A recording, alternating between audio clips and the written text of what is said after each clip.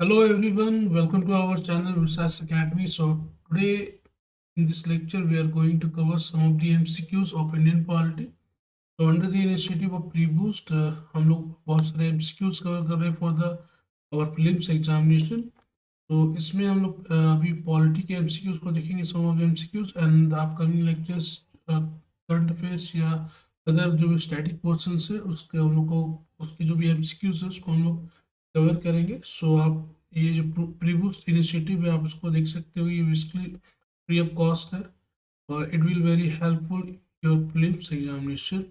सो lecture start करते हैं। This lecture is presented by me Manish Chaudhary. तो फर्स्ट जो क्वेश्चन है, an Indian citizen has declared renunciation of his citizenship in 2015 when his son was 10 years old. Subsequently, his declaration of renunciation was successfully registered.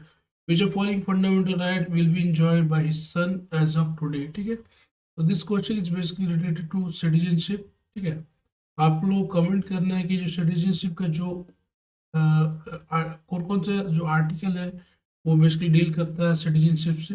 ठीक है, कौन कौन से provisions है। सो first है तुम्हारा right to privacy, protection against arrest and detention and right to freedom of speech and expression. इसमें आप अगर देखोगे तो ये जो क्वेश्चन है, इस क्वेश्चन में बेसिकली ये बात बोली गई कि कौन कौन से जो राइट्स हैं वो बेसिकली ओनली सिटीजन को मेंशन्ड है, कौन कौन से राइट्स है जिनको जो सिटीजन प्लस जो फॉरेनर्स हैं उनको भी दिया गया है। ठीक है, तो आप अगर देखोगे तो जैसे सिटीजनशिप में आप अगर देखोगे तो सिटीजनशिप एक ऐसा कॉन्सेप्ट है उसमें आप सिटीजनशिप आप दो तरह से आप मतलब दे सकते हो, बाय डिक्लेरेशन, सेल्फ डिक्लेरेशन। तो दिस आप सेल्फ डिक्लेरेट करते हो कि I want to give up my citizenship of Indian. ठीक है, इंडियन सिटीजनशिप को मैं मतलब गिव अप करना चाहता हूँ बाय डिक्लेरेशन। और दूसरा होता है by getting the citizenship of another country. क्योंकि इंडिया में देखोगे तो इंडिया में जो डुअल सिटीजनशिप का कॉन्सेप्ट नहीं है। ठीक है, जैसे यूएसए में आप देखो तो यूएसए में there is a concept of dual citizenship, लेकिन इंडिया में सिंगल सिटीजनशिप है। आप अगर अदर कंट्रीज का अगर सिटीजनशिप लेते हो तो इंडिया की जो सिटीजनशिप है वो ऑलरेडी अपने आप एबॉलिश हो जाती है। ठीक है, तो इसके थ्रू आप सिटीजनशिप को अबॉलिश कर सकते हो। अब आप अगर देखोगे तो इंडिया में ये ऐसा लॉ है कि अगर मान लो कोई अगर पेरेंट्स है, अगर वो इंडिया की सिटीजनशिप को अगर वो छोड़ता है तो उसकी उससे क्या होता है कि जो उसका माइनर चाइल्ड है उसका भी सिटीजनशिप एबॉलिश हो जाता है। बट लेकिन ये जो माइनर चाइल्ड है वो क्या, अगर वो जब वो 18 साल एज कवर कर लेता है तो उसको एक चांस मिलता है कि they can demand for the citizenship of Indian community. ठीक है, तो जब वो 18+ हो जाएगा तो उसके पास ये चांस आता है कि वो इंडियन सिटीजनशिप के लिए डिमांड कर सकता है। ठीक है, लेकिन अगर कोई पेरेंट्स है जिसने अपनी सिटीजनशिप को छोड़ दिया है, उसके जितने भी माइनर चाइल्ड है जो कि below the age of 18 years है उनको सिटीजनशिप नहीं मिलेगा। ठीक है, तो सम ऑफ दी आप अगर राइट्स को देखोगे जो ओनली सिटीजन्स को दिया गया है, फॉरेनर्स को ये नहीं है। तो पहले आर्टिकल 15 में जो है right against prohibition of discrimination. ठीक है, तो discrimination, prohibition of discrimination the basis of caste, gender, religion, ठीक है, प्लेस ऑफ बर्थ, ये सब है। फिर आप अगर देखो तो आर्टिकल 60 में ये बात बोली गई इक्वालिटी ऑफ अपॉर्चुनिटी। ठीक है, तो equality of opportunity in the matter of public office. ठीक है, पब्लिक ऑफिस मतलब कि जो आप लोग को इकोनॉमिक जो अपॉर्चुनिटी मिलनी चाहिए या पब्लिक एम्प्लॉयमेंट अपॉर्चुनिटी मिलनी चाहिए, उसमें सरकार क्या कर सकती है, भेदभाव कर सकती है with the citizen and non citizen. फिर आर्टिकल 19 देखो, article 19 basically deals about 6 type of freedoms. ठीक है, आर्टिकल 19 में बेसिकली 6 टाइप ऑफ फ्रीडम्स है। उसमें आप देखोगे तो स्टेट के पास ये भी पावर है कि they can impose a reasonable restriction basically impose की जा सकती है बाय द स्टेट। तो और आप अगर अदर जो देखोगे जो राइट्स है उसमें आर्टिकल 29 एंड 30, और ये बेसिकली राइट्स ऑफ माइनॉरिटीज़ है। ठीक है, राइट ऑफ माइनॉरिटीज़ में आप देखोगे तो कि अंडर आर्टिकल 29 में there is a protection of language of script culture of the minorities. ठीक है, तो इसमें क्या है कि माइनॉरिटी जो है वो अपनी लैंग्वेज को, अपनी स्क्रिप्ट को, अपनी कल्चर को वो प्रोटेक्ट कर सकती है। अंदर आर्टिकल 30 में आप देखोगे तो they have right to establish and administer the educational institution, ठीक है। तो ये राइट है। तो इन सभी राइट्स को छोड़ के ये जो जितनी भी आर्टिकल्स मैंने बोला, जिस आर्टिकल को छोड़कर अदर जितनी भी आर्टिकल्स हैं वो बेसिकली आती है किसमें, वो राइट्स फॉरनर को भी मिली दी जाती है, ठीक है। ये बेसिकली ये इसमें इस क्वेश्चन से रिलेटेड है। तो राइट टू प्राइवेसी याद होगा, तो ये right to privacy basically comes under right article 21, ठीक है। आर्टिकल 21 में आप देखोगे तो बहुत सारे राइट्स ऑलरेडी दिए गए हैं, और आर्टिकल 21 बहुत ही ब्रॉड आर्टिकल है, मीन्स इस right to right to life के अंदर राइट टू प्राइवेसी आती है, और बहुत ही राइट टू लाइफ में बहुत सारे अदर भी राइट्स आते हैं, ठीक है। तो ये क्वेश्चन है कि तो फिर protection against arrest and detention ये भी आप देखोगे तो ये बेसिकली फॉरनर्स को भी मिला हुआ है। Freedom of speech and expression ये केवल ऑल सिटीजन को मिल दिया गया है, ठीक है। नेक्स्ट आर्टिकल नेक्स्ट क्वेश्चन देखते हैं। तो नेक्स्ट है consider the following objective political justice, economic liberty, quality of status and unity and integrity of the nation, ठीक है। तो बोलना है कि which of the giving objective are stated in the preamble of the constitution. तो आप देखोगे तो सबसे पहले आप बताओगे कि प्रीएम्बल कौन है। इस preamble is the part of constitution, ठीक है। तो प्रीएम्बल को देखना है, फिर प्रीएम्बल में क्या है कि ये बात आप लोगों को दिखाना है कि प्रीएम्बल में बहुत सारी चीज़ें मेंशन की गई, जैसे we the people of India having solemnly resolved to constitute India as a sovereign socialist, ठीक है। तो ऐसे ही बातें हैं। तो आप जस्टिस में देखोगे तो जस्टिस बेसिकली बहुत तरह की बात बोली गई। जस्टिस में आप देखोगे they talk about justice in a social manner. Justice means social, economic and political. तो वो जो प्रेम्बल देखोगे तो they basically talks about 3 types of justice: social justice, economic justice and political justice, ठीक है। तो ये बेसिकली सही है। And there is a concept of liberty. तो लिबर्टी में आप लोग अगर देखोगे तो लिबर्टी ऑफ थॉट है, बिलीफ है, एक्सप्रेशन है, फेथ एंड वर्शिप है, ठीक है। तो आप देखोगे तो ये जो इकोनॉमिक लिबर्टी की बात बोली नहीं गई, तो आप सेकेंड को एलिमिनेट कर सकते हो। सेकेंड एलिमिनेट आप करोगे तो बी एलिमिनेट हो जाएगा, डी एलिमिनेट हो जाएगा। अब इसमें क्या है, इसमें भी आप देखोगे तो 3 4 है, इसमें भी 3 4 है, मीन्स कि आपको केवल ये देखना है कि 1 सही है कि नहीं सही है, ठीक है। तो मैंने जैसे बोला कि जस्टिस है means political, social and economic justice की बात हमारा प्रेम्बल करता है।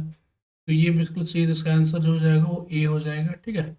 और अब equality of status and opportunity की बात बोली गई है। फिर unity and integration of nation, ये बात तो बोली ही गई है, ठीक है।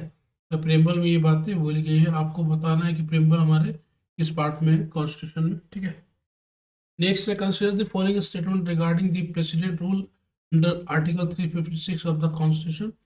There is no maximum period prescribed for its operation. When it is imposed, the president can assume to himself any of the power vested in the governor, ठीक है। इसमें ये जो क्वेश्चन है it basically talks about the president rule, ठीक है। तो president rule में क्या है कि there is no maximum period prescribe for its operation. तो आप अगर देखोगे तो ऐसी बात नहीं है कि मैक्सिमम पीरियड प्रेस्क्राइब नहीं है, मैक्सिमम पीरियड प्रिस्क्राइब है। आप अगर देखोगे तो जो प्रेसिडेंट रूल है वो बेसिकली आते हैं अंडर आर्टिकल 356, और अंडर आर्टिकल 356 में ये बात बोली गई कि अगर बोथ हाउसेस, ठीक है, राज्यसभा एंड लोकसभा, अगर प्रेसिडेंट रूल को इम्पोज करते हैं और उसको राज्यसभा लोकसभा पास कर देती है विद इन 2 मंथ्स, ठीक है, तो वो प्रेसिडेंट रूल फिर रहेगा। और अगर मान लो कि कोई हाउस मान लो सेशन में नहीं है या लोकसभा डिसॉल्व है, उस समय क्या होगा कि 30 days from the first sitting of Lok Sabha, ये बेसिकली प्रेसिडेंट रूल है वो बेसिकली लागू रहेगा, ठीक है।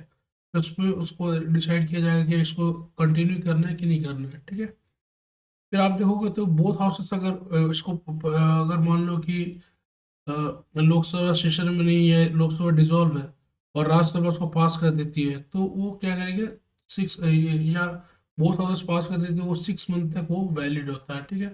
वो वैलिड होगा। फिर मैक्सिमम पीरियड आप अगर देखोगे तो ये बेसिकली 3 ईयर्स तक है। मैक्सिमम पीरियड आप with the approval of parliament आप 3 ईयर्स तक उसको कंटिन्यू कर सकते हो। फिर आप उसको 6 मंथ करके फिर उसको एक्सटेंड कर सकते हो। तो ये जो फर्स्ट स्टेटमेंट ये गलत है, तो ये आप काट दोगे, ये काट दोगे। सेकेंड आप देखो, when it is support the president can assume to himself any of the power vested in the governor, ठीक है। तो ये बेसिकली सही है, इसका आंसर हो जाएगा बी, ठीक है। नेक्स्ट क्वेश्चन चलते हैं। नेक्स्ट है तुम्हारा second schedule of the constitution contain the administrative provision pertaining to controller and auditor general, जजेस of high court, member of parliament, member of union public service commission. तो आप अगर देखोगे तो सबसे पहले आपको बताना है कमेंट करके कि हमारा जो कॉन्स्टिट्यूशन है उसमें कितने बेसिकली शेड्यूल्स हैं, कितने पार्ट्स हैं, ठीक है। तो आप अगर देखोगे तो second schedule basically talks about emolument, emolument, allowance and privileges, ठीक है। तो they basically talks about emoluments, allowances and privileges. और उसमें आप देखोगे तो बहुत सारे जो ऑफिशियल्स है जो कि, ठीक है, जो बड़े बड़े पोस्ट है उनके वो इमोल्यूमेंट्स, अलावेंसेस, प्रिविलेजेस की बात करते हैं। जैसे सेंट्रल लेवल में आप देखोगे तो प्रेसिडेंट है, वही अगर स्टेट लेवल में देखोगे तो गवर्नर है। फिर आप देखोगे तो लोकसभा की जो स्पीकर है या डिप्टी स्पीकर है, ठीक है, उनके उनके इमोल्यूमेंट अलाउंसेस की बात की जाती है। फिर राज्यसभा में आप देखोगे तो राज्यसभा में बेसिकली चेयरमैन होते हैं, ना कि स्पीकर। तो राज्यसभा के चेयरमैन प्लस वाइस चेयरमैन, तो चेयरमैन बेसिकली वाइस प्रेसिडेंट होते हैं राज्यसभा का। फिर आप अगर देखोगे तो जजेस में आप अगर देखोगे तो जजेस of high court and supreme court, फिर कंट्रोलर एंड ऑडिटर जनरल, ठीक है। तो ये सभी स्टेट में भी आप देखोगे तो जो स्टेट में जो स्टेट लेजिस्लेटिव असेंबली के जो भी स्पीकर एंड डिप्टी स्पीकर होते हैं, ठीक है, लेजिस्लेटिव काउंसिल का जो चेयरमैन एंड वाइस चेयरमैन होता है। तो इन सभी जो भी ऑफिशियल्स हैं उनके जो भी इम्प्लॉयमेंट्स हैं, अलाउंस है, प्रिविलेजेस है, ये बेसिकली उसको मेंशन किया गया है the second schedule of the Indian constitution, ठीक है।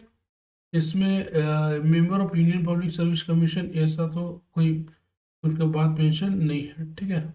इसका जो आंसर हो जाएगा वो ए हो जाएगा, 4 है आप करोगे तो ये तीनों कट जाएगी, ठीक है। नेक्स्ट क्वेश्चन क्या है? नेक्स्ट क्वेश्चन आप लोग देखोगे तो since independence many laws has been enacted by the state to give effect to the various directive principle of under the part 4 of the constitution. In this context, consider the following statement. First, the Wildlife Protection Act 1972 and the Forest Conservation Act 1980 enacted give effect to Article 50. Khadi and Village Industry Board gives effect to Article 43. 73rd Constitutional Amendment Act give effect to Article 40. ठीक है, इसमें आप अगर देखोगे तो basically आपने पढ़ा होगा कि part 4 basically deals about DPSP, ठीक है, directive principle of state policy. तो ये बेसिकली क्या है, डायरेक्टिव्स दी गई है टू द स्टेट की अगर स्टेट अगर कोई भी वेलफेयर पॉलिसी बनाती है, वेलफेयर कोई भी एक्शंस लेती है, तो they must consider this directives which is given to state for the welfare function, ठीक है। वेलफेयर स्टेट का जो कॉन्सेप्ट है बेसिकली इसी directive principle of state policies से निकल कर आया है। तो इन दिस कॉन्टेक्स्ट क्या है कि आप अगर देखोगे तो गवर्नमेंट ने बहुत सारे इनिशिएटिव लिए, बहुत सारे लॉज बनाए हैं इन डायरेक्टिव्स के अनुसार, ठीक है। तो स्टेट मीन्स क्या है कि गवर्नमेंट, तो गवर्नमेंट ने बेसिकली इस डायरेक्टिव के अनुसार बहुत सारे लॉज उन्होंने फॉर्मुलेट करा। इसमें बताना है कि किस आर्टिकल के अंडर कौन कौन से लॉज गवर्नमेंट ने फॉर्म करी है। बोला क्या है, क्या आप देखोगे कि ये वाइल्ड लाइफ प्रोटेक्शन एक्ट, ठीक है। सो अब अगर देखो तो wild life protection act 1972 and forest conservation act 1980, ये बेसिकली क्या है, ये वाइल्ड लाइफ को बचाने के लिए wildlife protection act. And forest conservation act basically है to safeguard our forest. लेकिन आप देखोगे तो इसको ये जो आर्टिकल्स है इसको बनाया गया, ये जो लॉज है इसको बनाया गया है अंडर द आर्टिकल 50 नहीं बल्कि अंडर द आर्टिकल 48A।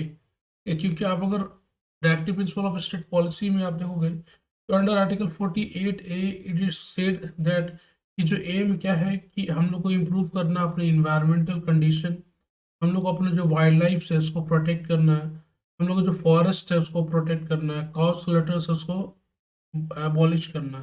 तो all this is told under this article 48A। तो ये फर्स्ट है वो रॉन्ग हो जाएगा, तो बी एलिमिनेट होता है, डी एलिमिनेट हो जाएगा, ठीक है। फिर हम लोग को देखना है कि khadi and village industries board given effect under the article 43। तो ये बेसिकली आंसर सही है। जो आप अगर देखोगे तो आर्टिकल 43 ये it basically talks about promotion of cottage industries, ठीक है। तो कॉटेज इंडस्ट्रीज के अंडर ये खादी एंड विलेज इंडस्ट्रीज भी आती है।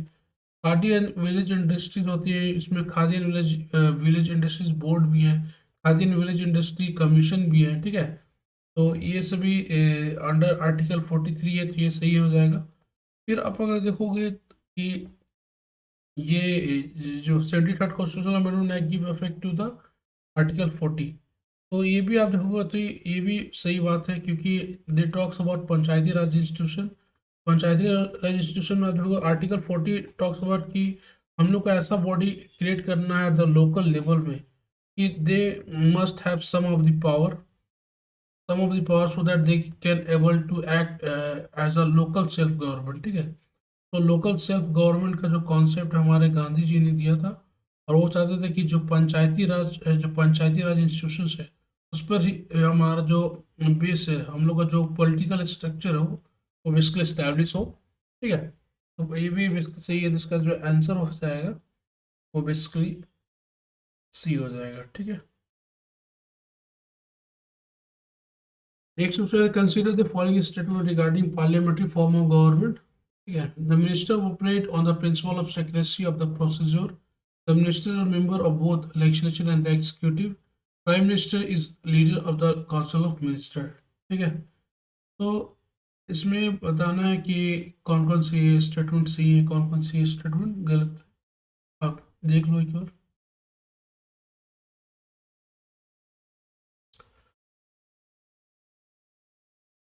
सो आप अगर देखोगे तो काउंसिल ऑफ मिनिस्टर ये होता क्या है कि दे हैव, जब आप वो ऑफिस एक्वायर करते हैं तो उनको ओथ दिलाया जाता है, और ये मिनिस्टर जो है उनको जो ऑफिस ऑफ सिक्रेसी का जो ओथ होता है वो कौन दिलाता है? प्रेसिडेंट, ठीक है।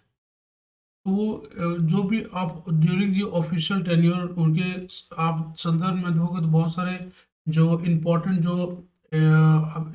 जो आप देखोगे तो वो क्या कहते हैं, बहुत सारे काउंसिल ऑफ मिनिस्टर का बेसिकली काम क्या होता है कि पॉलिसी बनाना, हाँ, या गवर्नमेंट की जो भी अपकमिंग एक्शंस है पॉलिसी बनाना या अदर चीज़ें लेना। तो अगर ये चीज़ें अगर पहले पब्लिक को पता चल जाएंगी तो उसका मिसयूज हो सकता है, ठीक है। तो वो ऑफिस ऑफ सिक्रेसी में होता है कि अगर जब तक वो ऑफिस को होल्ड करते हैं तो जो भी गवर्नमेंट एक्शन आने वाली समय में गवर्नमेंट जो भी एक्शन ले सकती है, जो भी पॉलिसी फॉर्मुलेट कर सकती है, उनको वो बेसिकली पब्लिकली या डायरेक्टली या इनडायरेक्टली वो उनको नहीं बता सकती है। फिर आप देखोगे तो minister are members of the both legislative and the executive, तो ये सही है। यूएसए में आप अगर देखोगे तो यूएसए में there is a concept of separation of power, means कि जो लेजिस्लेचर है एंड एग्जीक्यूटिव है they can't interfere in their jurisdiction. Legislature का अपना ज्यूरिसडिक्शन है, एग्जीक्यूटिव का अपना ज्यूरिसडिक्शन है, और उसमें वो अपना सेपरेशन ऑफ पावर का कॉन्सेप्ट है। लेकिन आप अगर इंडिया में देखोगे तो जो मिनिस्टर्स हैं वो basically they are the part of legislature also and they are the part of the executive also, ठीक है। तो यहाँ वैसा कॉन्सेप्ट नहीं है। फिर आप देखो तो prime minister is the leader of the council of minister, तो ये सही है। तो इसका आंसर जो हो जाएगा वो बेसिकली 2 एंड 3 हो जाएगा, सी, ठीक है। नेक्स्ट है with respect to effect of national emergency on the fundamental right, consider the following statement. When a national emergency is proclaimed under Article 20, under Article 19, is automatically suspended. During the national emergency, as presidential order suspending enforcement of the fundamental right require parliamentary approval. तो ये basically ये जो question है ये basically deal करता है with the national emergency, ठीक है। तो आपको बताना है कि आप अगर नेशनल इमरजेंसी देखोगे तो national emergency basically they are mention under the 2 articles, under article 358 and under article 359. Under article 358 it basically talks about national emergency, and article 359 आप देखोगे तो uh, it also talks about the president rule, ठीक है। सो इसमें क्या होता है कि ये बात बोली गई कि when the national emergency is proclaimed the article 19 is automatically suspended। तो इसमें क्या होता है कि जो पहले क्या थे कि अ, अगर वॉर है या एक्सटर्नल एग्रेशन है तो हो जाएगा, लेकिन यहाँ आप क्या है कि आर्म रिबेलियन है तो अब नहीं होगा। ये जो कंसेप्ट है आर्म रिबेलियन का, ये आर्म रिबेलियन का जो कॉन्सेप्ट है बेसिकली इंट्रोड्यूस किया गया by the 44th amendment act, ठीक है। सो पहले क्या था कि वॉर या एक्सटर्नल एग्रेशन या आर्म रिबेलियन हो गया तो ये जो आर्टिकल 19 है ये ऑटोमेटिकली सस्पेंडेड हो जाता, लेकिन अब क्या प्रोविजन हो गया by the 44th amendment act कि अगर वॉर या एक्सटर्नल एग्रेशन है तभी ये आर्टिकल 19 सस्पेंड होगा, नहीं तो अगर आर्म रिबेलियन जो कि आज तक इंडिया में हुई नहीं है, तो आर्म रिबेलियन अगर होती है तो ये जो आर्टिकल 19 वो बेसिकली सस्पेंड नहीं होगी। और आप अगर देखोगे तो अंडर आर्टिकल 359 प्रेसिडेंट के पास पावर है कि वो जो फंडामेंटल राइट है उनके जो एग्जीक्यूशन है उसको वो रोक सकते हैं। मीन्स कि फंडामेंटल राइट वहाँ पर होता है, ठीक है, लेकिन उसका जो एग्जीक्यूशन है, जो पर्सन अपने फंडामेंटल राइट का जो डिमांड हो वो कर रहा है और उसका जो एग्जीक्यूशन है वो बेसिकली नहीं हो पाता, ठीक है। तो they do not have the right to go to the court and demand for their right, ठीक है। तो फंडामेंटल राइट का जो इन्फोर्समेंट है वो बेसिकली रुकता है, ना कि फंडामेंटल राइट ही अबॉलिश हो जाती है, ठीक है। तो इसमें आप देखोगे तो ये जो बात है, इसमें प्रेसिडेंट के पास पावर है कि वो इंडिया के थ्रू आउट द इंडिया, मतलब पूरे इंडिया में, होल इंडिया या एनी प्लेस या एनी पार्ट में वो बेसिकली इमरजेंसी इम्पोज कर सकते हैं, ठीक है। और इसमें आप अगर देखोगे तो जो दो राइट्स हैं अंडर आर्टिकल 20 एंड 21 ये बेसिकली मतलब इनका इन्फोर्समेंट जो है वो बेसिकली रुकता नहीं है, ठीक है, ये बेसिकली लागू रहता है, ठीक है। So this is all about this emergency provisions. Next, who among the following was not member of drafting committee of the Constituent Assembly? B.N. Rao, B.R. Ambedkar, Alladi Krishnaswami Ayyar and K Munshi. तो इसमें आप अगर देखोगे तो जो मेंबर्स थे कॉन्स्टिट्यूंट असेंबली के, उसमें B R Ambedkar, Aladi Krishnaswamy and Iyer and K Munshi थे, बी एन राव नहीं थे, ठीक है। ड्राफ्टिंग कमेटी, अब आप देखोगे तो हम लोग जब कॉन्स्टिट्यूशन बनाया जा रहा था तो बहुत सारे कमिटीज बनाए गए थे, उसमें जो बहुत सबसे इम्पोर्टेंट जो कमेटी थी वो बेसिकली ड्राफ्टिंग कमेटी थी। आप अगर लगोगे देखोगे तो बहुत सारी मीटिंग्स हुई है कॉन्स्टिट्यूंट असेंबली की, उसमें 1/3 जो मीटिंग्स हुई हैं वो basically related to drafting committee है, ठीक है। तो इतना इम्पोर्टेंस कमेटी का है, इनमें कौन कौन से मेंबर थे इसको याद करने की बहुत ही ज़रूरत है। तो this is all about this lecture. So if you want to contribute us so that we can help these children to provide free and quality education, so you can contribute us through this number. You can Google Pay, Phone Pay, Paytm through. Or thanks for watching us, and you must subscribe our channel and you can contribute to these children their right to education, contribute to unprivileged